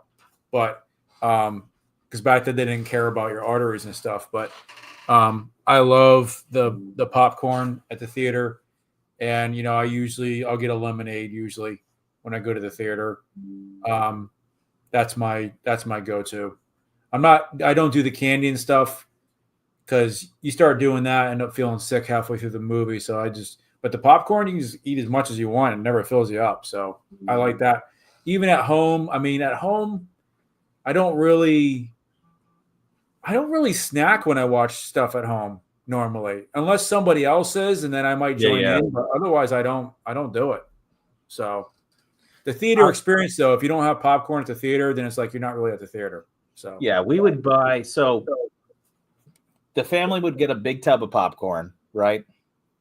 You get like back in the day, the sodas were like a large was half a gallon.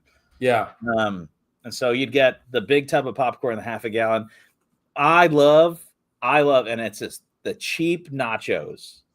It's just chips with a fake cheese while watching a movie in the theater. I love the popcorn, but man, this is like not really. It's terrible cheese and terrible chips. But watching a movie, I love that. At home, this might be weird. When we watch a movie at home, and I've been off of them for a while, I sometimes just like to have like a peanut butter and jelly sandwich with milk. Is that? I know I don't know what it is. Peanut butter and jelly sandwich, just something classic.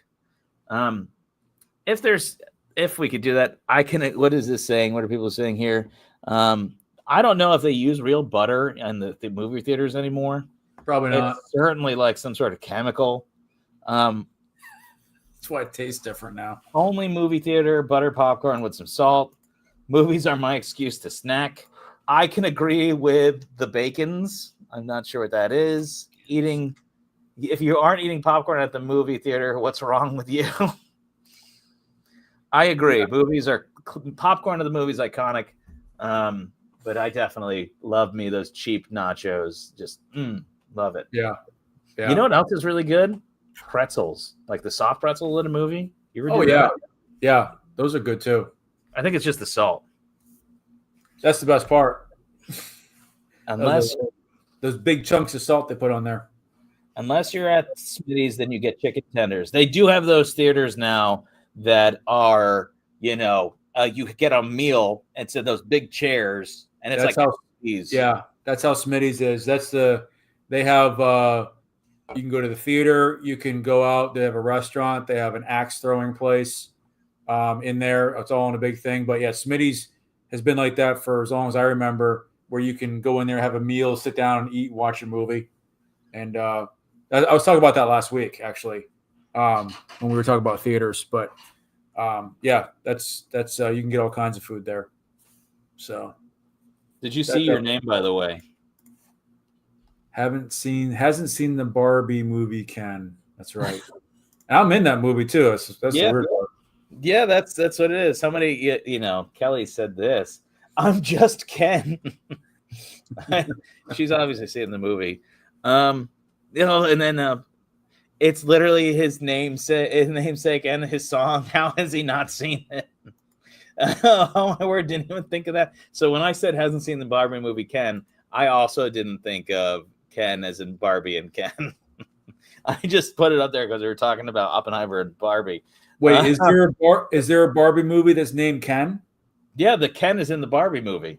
Well, yeah, but I mean, is there a Barbie movie called Ken? No, I don't think so. I know Ken was people loved Ken.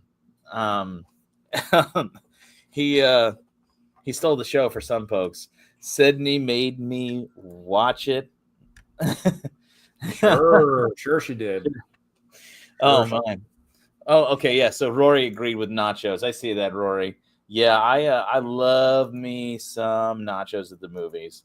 All right, so we're gonna move into our next topic. We had to. Sorry, you guys are just love the movie stuff. We'll have to remember that for the future.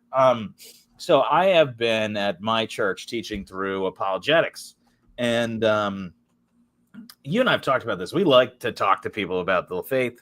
I found out this hack for speeding up or slowing down service at Walmart or any store ever. You ready for this? You start sharing the faith with the person who's checking you out at the store.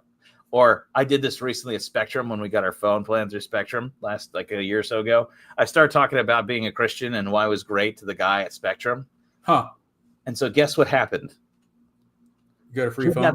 He got my phone plan hooked up and set up so fast we were out of there in half the time. So he was like, "Oh, that's great. Here we go. Thanks. Have a great day." And then we were out of there. We were out of there lickety split. And I'm like, I'm just going to talk to this guy about Jesus for a while. And but then you go to like Detweiler's around the corner. Detweiler's is our Christian supermarket here in Sarasota County. And I start talking about Jesus to them. Suddenly it's like, how long does it take to scan that gallon of milk? And I don't mind doing that. I am like, I'm going to talk to you about Jesus. I don't care how it is. And and so the way that I do it though is I just start asking questions about, how's your day? What do you do? How long have you been here? And just building little rapport and little connection. Yeah. I tease or I sort of, yes, I get all my raw milk at Detweiler's. So here's a cool thing about that prep, New England prep, is I'll be buying. Let me show you how using apologetics with raw milk. So I will be at the counter with the raw milk, and the lady or the guy who's checking us out will be like, "Oh, raw milk. That stuff's really good for you." And I'll say something like, "Yeah, God didn't make any mistakes when he made this." And they'll be like, "Yeah, that makes sense, right? It's never been a problem." I'm like, "Yeah, well, why would God, who has made these animals to drink this milk, make it in a way in which it'd be sick for you or bad for you?" And they're just like, "Yeah." It's like, Jesus made no mistake. He knew what he was doing when he made it. And you see what I did there is a lot of people want to believe in God. This is America. Americans believe in God. They do. No one really wants to be an atheist. Nobody wants to be known as an atheist. Do you find that to be true? Like people do, but they're not like going out of the way to be known as an atheist. Yeah, I mean, and when you say, a lot of people believe in God, it's almost like an American thing. Yeah. Reality is though a lot of them don't know Christ, but and I think this is changing though too, because as things are changing in America, to say you believe in God is becoming more and more of a step that if that's what you really mean, you're going to get flack for it. Yeah. Obviously we're seeing that happen. Charlie Kirk was killed because of his faith, and he was proclaimed his faith in Christ and everything that came with that, and he was hated for that. So it's not like it was, decades ago where everybody's a Christian, in America. And even if you don't believe, that you're respectful of those that do and stuff like that, you could have a church and leave the doors unlocked and nobody can go in there and ransack it, right? So, but there's still a lot of, I find people are respectful mostly. I have a shirt that I wear, John 3:16. Yeah. I've worn it, in different places. And the one place that I wore it one time and someone gave me a look like, who are you? It wasn't even here. It was like in Mexico or somewhere, where it was like, they gave me a sideways look, like they did not approve of what they were reading. But everybody else is like, "Oh yeah, I love your shirt," and this and that, and that's all I've really ever gotten. So I guess the people that don't think that way, they've been mostly quiet. But yeah, it's in America, it's still relatively easy to be a Christian. So yeah. What I was saying, what I find is So I'll say, like, using the raw milk again. We'll be talking about how God made it, that he didn't make any mistakes. And I say, and Jesus knew what he was doing. And what I'll purposely do is I will slide the conversation from just generic God to Jesus. Yeah. Because I don't want to be taught. God's fine. You start dropping the Lord proper, suddenly that changes the dynamic. Yes. Because people are more, they're still, like you said, in America, they're very comfortable with God. They're fine with that. God is where he is, and we are where we are. And, they'll put those two things separate. They're like, so Jesus made the cow's milk, and he made the cow to do it. And suddenly they have to contend with talking about Jesus. Right. And then, you can have a lot of fun with it and saying, like, yeah, he didn't make any mistakes with that either. And, he didn't make a mistake making you too. And suddenly you're getting really into, like, whoa. It's like, he made when he made your body, when Jesus made your body, he made it intelligently so it could process this stuff. And, because his goal is to have, relationship with you. And suddenly right there is the bang. Yeah. And that's where you can hop on in and share. And that's when your service gets either really fast or really slow. And then they're like, I will say most of the time, almost most of the time, people will want to know more what you're talking about. They'll want to, like, hear more, because I think people want to believe in Jesus. And I know. So here's the thing. Let me be honest. Theologically, I'm a Calvinist. I'm Reformed. I do believe that we suppress the truth and unrighteousness. I think the scripture is very clear. But I do think that people want the Bible to be true at the same time. Does that make sense to you? I think they want God to be real, but I also think that they don't know how he can be real. I think that's true in some cases. I think that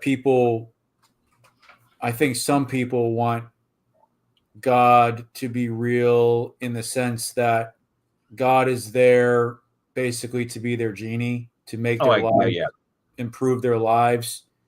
You start talking about who Christ actually is. You start talking about sin and stuff like that, and our wickedness and what Christ did for us. That kind of narrows down how many people really are interested in hearing what you have to say. Because we've created this, I should say Satan's created this, but we in our culture, we've created this false God, basically, the hippie Jesus, the Jesus that's accepting of everyone. God gets us, right? Yeah. And he loves us just the way we are. He doesn't want to change us, which is not true, thankfully. And that's what a lot of people look towards, and they look towards him when times get tough, right? And all of a sudden they want God in their lives.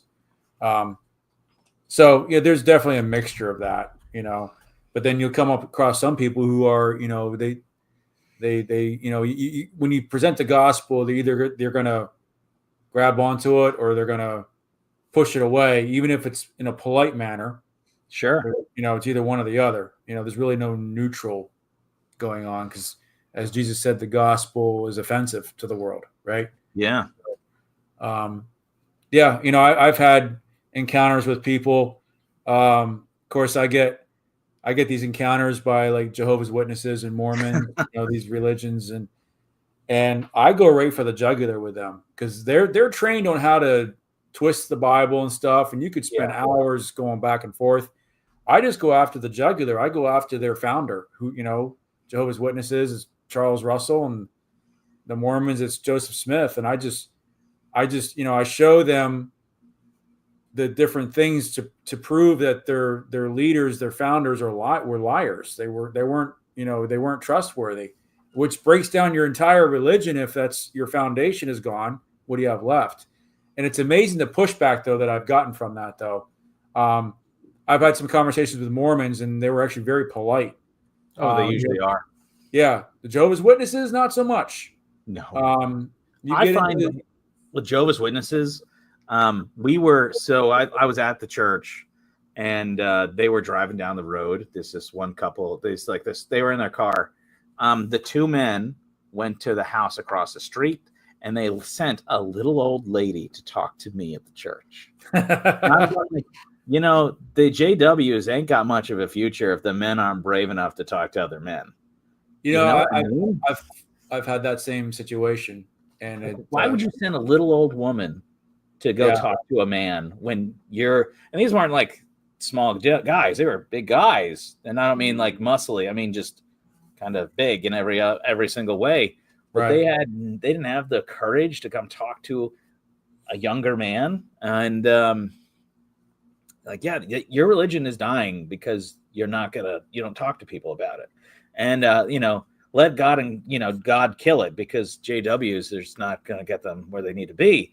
But hey, y'all, I don't care about saying let God kill JW religion, because I'm the person who believes that God will break the back of false religion. Like, that's what he'll do. He'll just quote the scripture. Like, here you go. If you're in a time of trouble, for people who are listening to this, if you're going to ask God to make it right, you read the Psalms. God says in his word, like, I'm going to smash their teeth. And so I want God to smash the teeth of false religion. But I always find when working with Mormons that they're polite. So did I ever tell you about when I ran into 2 Mormon missionaries when I was in Costa Rica? I don't think so. All right. So I was on a mission trip to Costa Rica. We were doing like repair work and evangelism work. And we were doing street preaching. So I was street preaching with the translator. Very difficult. Cool, but very difficult. I never use a translator. So you need to speak, stop, let the translator keep up. It's very stilted, but you make do. So as I'm preaching, we're in the middle of a public area, and 2 very clean-cut young men walk up, and they're wearing the little things on their chest that says, Elder so-and-so, Latter-day Saints, and their names like, Elder this and Elder that. And I say, hey, I'm Elder David. I'm a Baptist pastor from New Hope Baptist Church. I am here to share the triune God, Jesus Christ. And they were like, hey, I want to talk to you about Jesus. And they smiled. I was like, oh yeah, I want to talk to you about the triune Jesus. And the smiling. I was like, he came to save you because you believe in the false prophet Joseph Smith, who's in hell as we speak. And just threw a hand grenade into their belief system. You see, when it comes to people like that who are not where we are, that are actively against the faith, I'll kindly throw a hand grenade at them. But like with people who are somewhere in the middle, I try to connect with them depending on the person and depending on how I know them. Some people I try to connect to more emotionally. I don't find now here, and I'll say this, I think that there are 3 types of people. There are the hands people, the hearts people, and the mind people. And so hand people are hardworking kind of people. They get in, they get things done. Hearts people are, you ever meet that person who's super emotional and they think with their heart? And then you have the people who are they're just up here. And I think that's how you evangelize people, is you need to suss out, is this a person who's a handsy person, a hand-working person? Is this a feeling person, or is this a thinking person? And there are people who are in the middle of those as well. And I think in our lives, we move between them too. But when speaking to them, I often try to get some context clues. And so, for example, you're talking about what Jesus does. We're in our sin, but he doesn't want to leave us there. He wants to get us out of it. Or you said earlier, like, Jesus doesn't want me to change, or I don't need to change. And the reality is that, but don't you want to be someone better? Right. Yeah. Do you want to be left who you are, or do you want to be the person that God made you to be? And I think that's a humongous evangelization tool. Like, look, there are things that are imperfect in me. And what I want to do is I want God to make me the person that I have to be. So it could be a better husband, a better father, a better friend. And you could ask, in the case of that, say they don't have kids, don't you want to be a better friend? Don't you want to love the people you love around you? Do you want to be a better dad? Do you want to be a better husband? Yeah. And I think for men, because and correct me if I'm wrong, Ken, I think men are always looking to level up, to take the next step, to improve. I don't think I've ever met a man who'd say, I've arrived. Like, Yeah. No, I know what you're saying. Yeah. you know what I mean? Yeah. And so for men, I would say, like, look, do you want to take the next step in your life? Like, yeah, like, well, here's the thing. It's Jesus. He is the next step because he's God. Yeah. And so do you know that your sin is keeping you away from moving forward in your life, right? And then you share the gospel that way. I think with apologetics, you need to be willing to be raw and open and take some very bold steps, you know? Mm-hmm. What is this going on here? I like how Ray Comfort talks to people, and he's always, he asks the question, do you consider yourself to be a good person? Yeah. And most people will say, yeah, and it's like, oh, that's my dog. My dog's knocking on the door. And then you show someone from the law of God, and you start going through, have you ever told a lie? Have you ever stolen? Have you ever done any of these things? And it shows somebody by the law of God that they're not a good person, that no one's a good person. And really, opens up our minds to the reality of who we really are. We're, the Pharisees in the Bible, they thought they were great because they thought they were doing God's law, and Jesus showed them, your thoughts betray you, your thoughts are sinful, you're not doing what you think you're doing, you're not keeping the law. In fact, nobody can keep the law. So to show somebody that, and to see, so that they can see their real situation, because most people are self-righteous, right? That's natural to think of yourself as, well, I'm better than the next person, I'm better than Hitler, right? Yeah, what kind of bar are you at? Like, I'm better than him.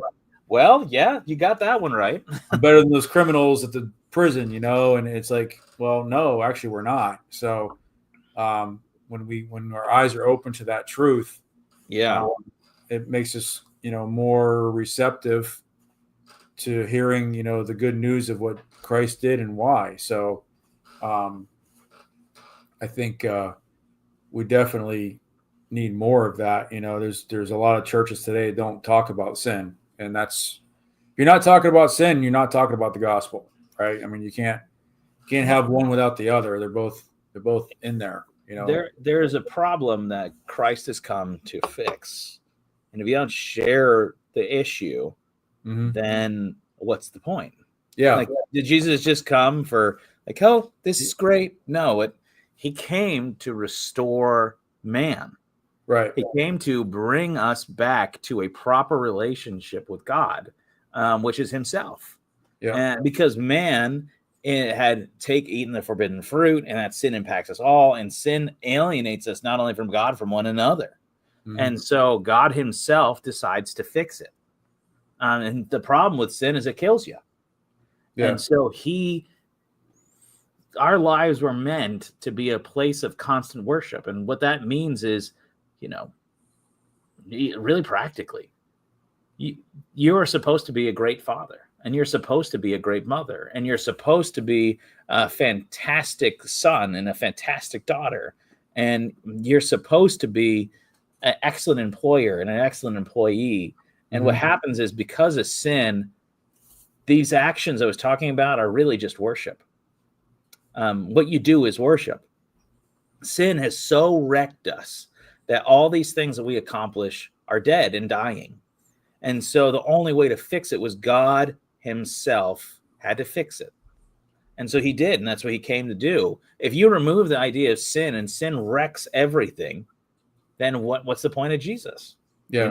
Hey, you get that wishy-washy, like, hippie that they say it is, that he is, and he's not a hippie. He's a king. Right. Yeah. I shared it with the Bropes chat, family chat. So a bunch of people from New Hampshire are watching now. And so that's the thing. Like, people have missed that. And, church is just about self-help and not about God Yeah, save. a lot of them, a lot of pastors today are just self-help gurus, I know, Kelly. I know. Yeah, that it just it is that way. But I think like you need to, when it comes to just sharing your faith, you need to reorientate the way you think about people, because somebody had to share with you, you Yeah. know, Yep. because if they didn't share with you, where would you be? Right. Um, and the question is, where will they be if you don't share? Uh, I think we have the three kids, and my dearest desire is that all three of them would love the Lord. Oh, absolutely. And Yeah. and then when I look at them, and then we go out, and I look at other people around me, I'm going like, but do I desire for that person to know them too? And it just really, before it was academic in a sense, like I had to do it, and I wanted to do it, but now it's even more personal. And I think you don't necessarily need kids to have that feeling. Just for me, it just gemmed a little bit more, or gelled a little bit more. But people, Souls are at stake. Right? seriously. And do you love people? Like, do you love them? Right. There, a bad country song will say, "I don't remember what we did last night, but I know I'm sitting in the cell with you." A good Christian friend who really loves their friend will do whatever they can to keep their friend from sitting in the cell. Yeah. And that's the difference. I mean, that's the difference. So when I think of apologetics, I just always think of sharing well and really trying to get Christ into the situation now. I don't want people to just use him as fire insurance. I want him to be a vehicle of current life change. Yeah, I don't think you can just use them as fire insurance. I mean, repentance and faith are both an integral part of the process. And when we're saved, we're changed by the Holy Spirit. Everyone who's in Christ is a new creation. Old things pass away, behold, the new has come. So our new desires are from the Holy Spirit. So I know there's people that believe, well, you can have Jesus as your Savior and he might become your Lord later. It's like, no, it's both. If you think Jesus is your Savior and you have no desire to follow him, he's not your Savior. You're going to be one of those that hears, "Depart from me, you worker of lawlessness. I never knew you." Right? So Jesus warns about that. There's going to be a lot of people in Judgment Day. They're going to be surprised. Yeah. And we're not talking about atheists. We're talking about people that think that they're Christians. So I mean, it's vital if we're not talking about the gospel correctly, from the Bible, then we're going to mislead people, So, but yeah, it's like Jesus, he depending on who the person was, he would talk to them, in different tones, like the Pharisees that were just, against him at every step, he would rebuke them and he would speak to them more harshly. And versus this group over here that's listening, he'd speak to them more, calmly, I guess you could say. His attitude was different depending on the situation. And, when we're dealing with, you're dealing with false religions, with the Jehovah's Witnesses and Mormons and stuff like that. Sometimes you got to deal with them differently than you would talk to somebody that, like you're talking about, hey, and talking about Jesus, you kind of have to read them and figure out where they are and then, kind of break the ice and get in there and approach them. So I do a lot of gospel tracks. We go out to eat and stuff. I leave them, for the people that were there, and stuff like that. So, and I have a couple different ones that I use. One goes through the "Are you a good person?" Oh yeah. And another one is Isaiah 53 and it explains Isaiah 53. Paul Washer has a booklet out. It's like it goes real detail into the gospel.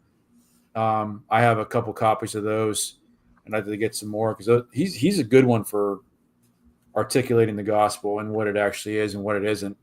And for anyone that doesn't know Paul Washer, you can look him up and hear some of his stuff. It's really good.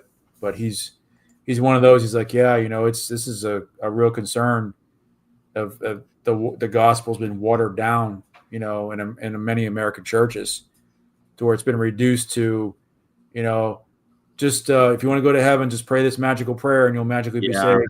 And you go on and live your life, nothing's changed, but you think you're on the way to heaven. It's like, that's not the gospel. That's actually works-based salvation. Yes, it is. So, people are just missing, like, when you don't, you want to share because you're giving somebody the most valuable thing that they'll ever have. Yeah. You are not saving them, but you are giving you're leading the thirsty man to water, the starving man to something to eat, literally the bread of life.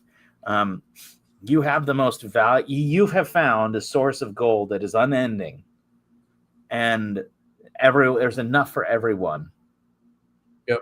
So why hide it? And it's just this God who is so good to you is so immense that he can be just as good fully and thoroughly to everybody. Yeah. And I think that a lot of people don't understand just who our God really is. He's so much more than we can imagine. And I say that as somebody who probably also doesn't get it either. None of us can really understand, fully for sure. And I think when we get to heaven, we're going to find out how much we really didn't understand, Yeah. We see the full glory of God. So yeah, and this is true. I remember life before God, and it was so hopeless. And you know what? The amazing thing is that he makes it so full. And so, like, we're just joking about movies. There's something behind Ken and I that makes that even more click, because we share this common faith and it makes us brothers. Like when I make him watch a musical and it's just like, getting his teeth pulled out, it makes it funnier. It does. It also, you can see the things going on behind it. It's like a superpower. You could see the weird stuff happening. And also when you can enjoy things soberly, like really. Yeah.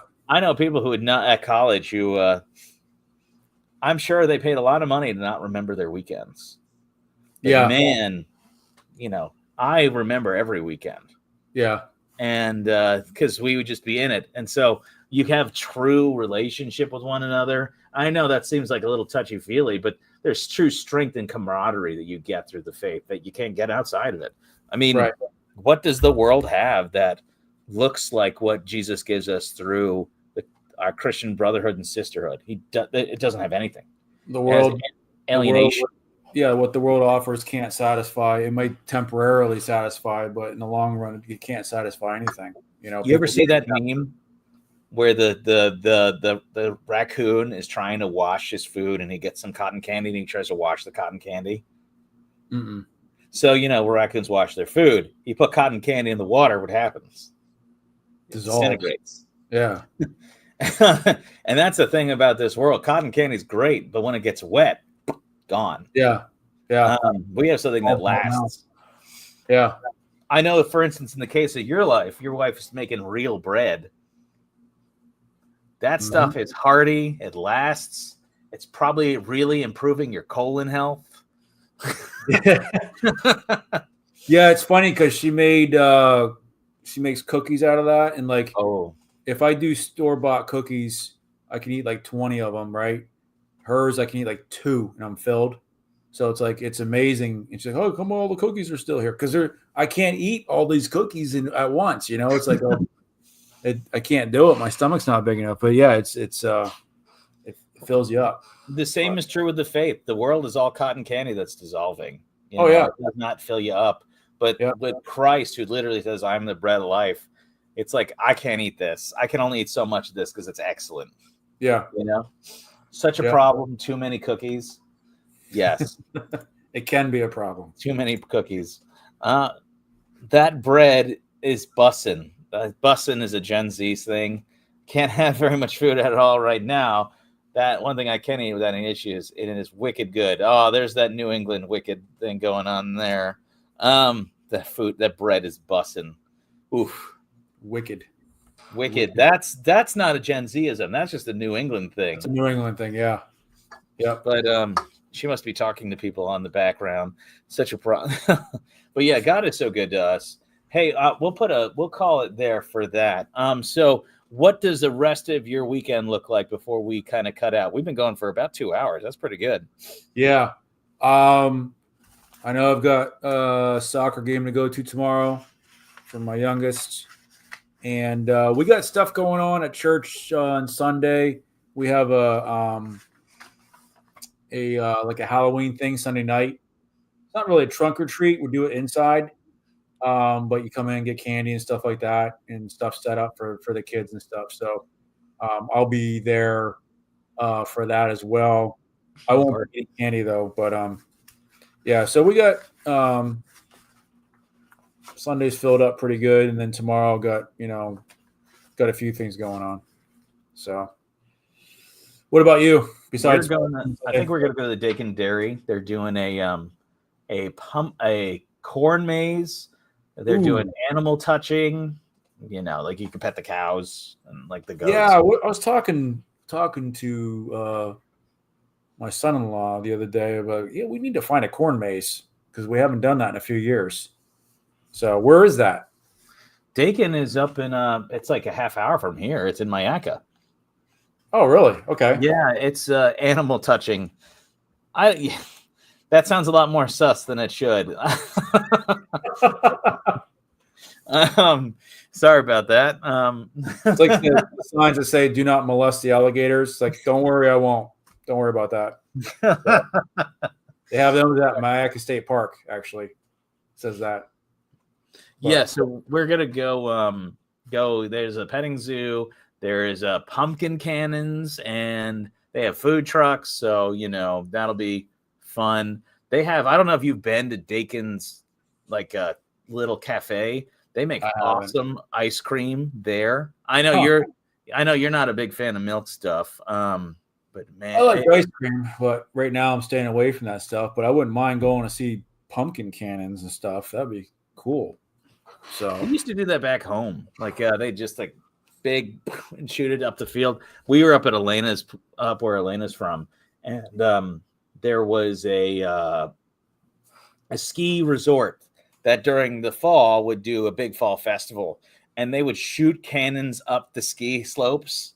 They shoot the pumpkins from the cannons of the ski slopes. That was pretty cool. There was also, speaking of animal touching, there was a llama petting thing, and you see the llamas and the alpacas. Yeah. And so that'll be fun. That's what we're doing tomorrow, I believe. And then Sunday, of course, church. I'm preaching in Ruth. You said you guys have something. You're doing the candy crawl in the afternoon. Yeah. Candy crawl is in early evening. It's I think it's 5:00. Starts at 5:00. Well, maybe we might come down there to go to your candy crawl. Yeah, I got to talk to people.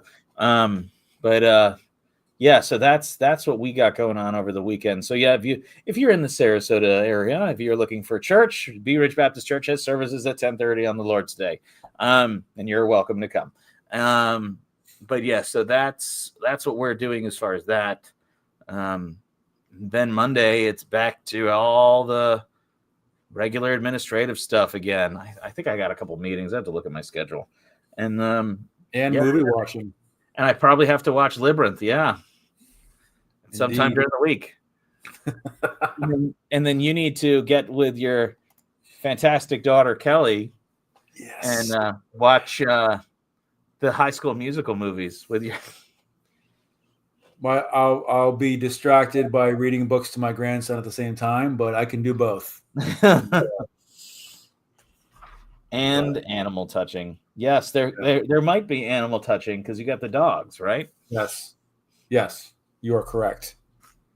They're both definitely animals. So. Well, hey Ken, I'm gonna end the stream, and you and I will chat. Hey everybody, well thank you for watching. we're gonna end the stream for the night. It is 11 o'clock. Holy smokes, we've been going for 2 hours. I hope you all have a wonderful night, and we will see you probably very shortly in the real life.